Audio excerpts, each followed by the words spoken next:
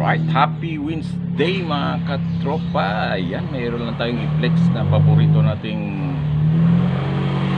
prutas na dito lang sa labas ng bahay, na meron ditong sariling puno. Ayan, harvest time na muna na naman, no? Kahit araw-araw tayong nag-harvest, meron pa rin, no? Mas maraming yun, no? Ilan to? 10 piraso. Ano na po siya, maniba na.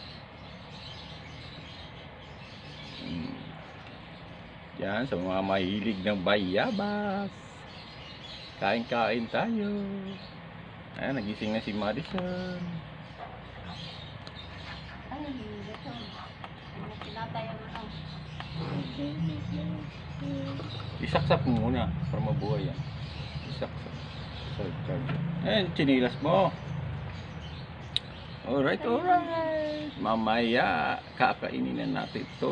Pinapainggit ko lang kayo. Happy Wednesday. Alright.